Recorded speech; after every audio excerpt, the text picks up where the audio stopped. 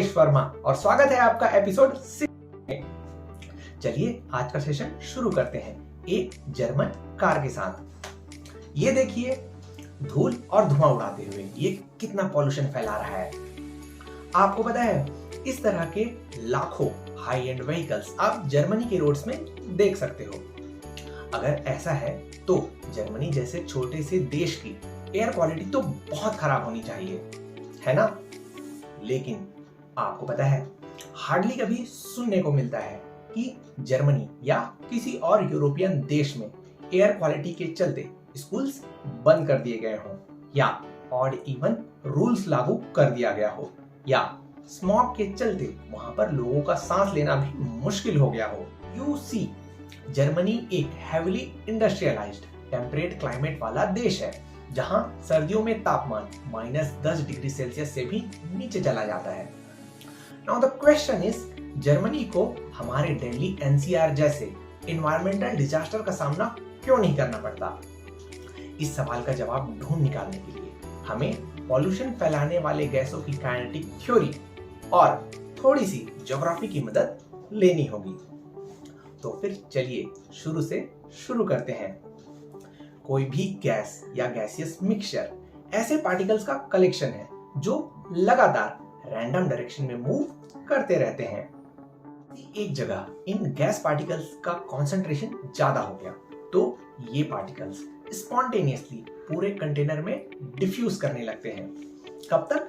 जब तक पूरे कंटेनर में गैस की डेंसिटी एक समान नहीं हो जाती। फंडामेंटली इस डिफ्यूजन प्रोसेस को इन्फ्लुएंस करने वाले दो फैक्टर्स हैं। पहला टेम्परेचर, क्योंकि टेम्परेचर बढ़ने से गैस पार्टिकल्स की काइनेटिक एनर्जी भी बढ़ जाती है और डिफ्यूजन की प्रक्रिया जल्दी पूरी हो जाती है। और दूसरा factor Graham's law of diffusion, जो ये कहता है किसी गैस का मॉलिक्यूलर मास जितना कम होगा उसका रेट ऑफ डिफ्यूजन भी उतना ही ज्यादा होगा। For example hydrogen and helium जैसी light gases will have the fastest rate of diffusion. Now, physics के इन दोनों फंडामेंटल कंसेप्ट्स को आप ध्यान में रखिए क्योंकि यही दिल्ली एयर पॉल्यूशन को एक्सप्लेन करने वाले हैं। आपको पता है इस एयर पॉल्यूशन के लिए सबसे ज्यादा जिम्मेदार माने जाने वाले particulate matters PM2.5 and PM10 majorly दो गैसों से मिलकर बने होते हैं। पहला नाइट्रोजन डाइऑक्साइड जिसका मॉलिक्यूलर वेट है 46 ग्राम पर मोल और दूसरा सल्फर डाइऑक्साइड जिसका मॉलिक्यूलर वेट है 64 ग्राम पर मोल। अब आप समझ सकते हैं दिल्ली में सर्दी का मौसम और इतने हैवी गैस पार्टिकल्स, इनका डिफ्यूजन आसानी से तो बिल्कुल नहीं होगा और इसलिए ये पॉल्यूटेंट्स एक बार एटमॉस्फेयर में रिलीज होने के बाद अपने लोकल एरिया के आसपास ही काफी समय तक घूमते रहते हैं।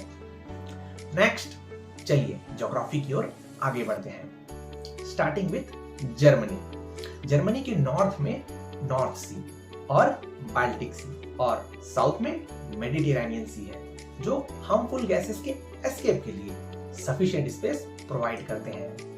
And then coming back to Delhi, इसके नॉर्थ में long and tall Himalayan mountain range और साउथ में भारत की सबसे प्राचीन अरावली पर्वत श्रृंखला है। इसका मतलब क्रॉप बर्निंग वाले स्मोक को कोल्ड माउंटेन एयर के साथ दिल्ली एनसीआर से ही होकर गुजरना होगा। अगर देखा जाए तो ये कोई बड़ी समस्या नहीं है। असली प्रॉब्लम शुरू होती है टेम्परेचर इन्वर्जन के साथ। कैसे? चलिए समझते हैं। नॉर्मल कंडीशंस में ग्राउंड लेवल से ऊपर चलने पर टेम्परेचर कम होना चाहिए, लेकिन दिल्ली एनसीआर में बिल्कुल इसका उल्टा होता है। This is because warm lowland air अपने नीचे कोल्ड माउंटेनस एयर को ट्रैप करके रख देता है। And you know, very unfortunately in दोनों लेयर्स के नीचे क्रॉप बर्निंग का धुआं और अर्बन पॉल्यूशन वाली बाकी सभी गैसेस भी ट्रैप होकर रह जाती हैं और इन पॉल्यूटेंट्स का वर्टिकली एस्केप कर पाना इम्पॉसिबल हो जाता है। नॉर्थ और साउथ में माउंटेन्स और ऊपर इतना बड़ा लिड, तो फिर आप ही बताइए ये प्रदूषण फैलाने वाली गैसें आखिर जाए तो जाए कहां? And the worst thing is इस बेकार एयर क्वालिटी की मार न सिर्फ दिल्ली एनसीआर को बल्कि पूरे गंगा यमुना प्लेन को झेलना पड़ता है। मतलब this environmental disaster has epicentre in Punjab and Haryana. आगे ये दिल्ली एनसीआर से होते हुए यूपी, बिहार और यहाँ तक कि वेस्ट बंगाल को भी अपने गिरफ्त में ले लेता है।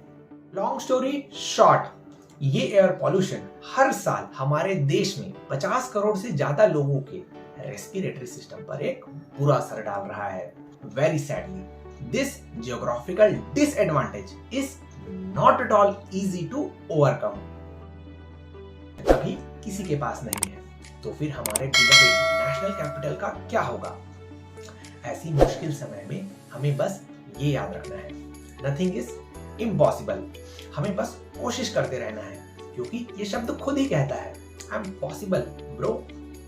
ऑन द पॉजिटिव साइड हमारी गवर्नमेंट और सुप्रीम कोर्ट ऑफ इंडिया ने इस सिचुएशन को मिटिगेट करने के लिए आर्टिफिशियल रेन जैसे कई सारे पॉलिसी मेजर्स को स्ट्रिक्टली इंप्लीमेंट करना शुरू कर दिया है।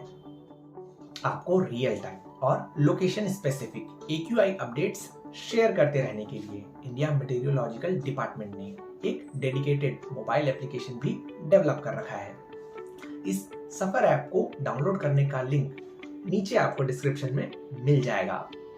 आपको आज का सेशन कैसा लगा मुझे कमेंट करके जरूर बताएं। एक एक्साइटिंग एपिसोड के साथ आपसे फिर मुलाकात होगी अगले हफ्ते। तब तक keep commenting, keep sharing. Happy Sunday, happy learning.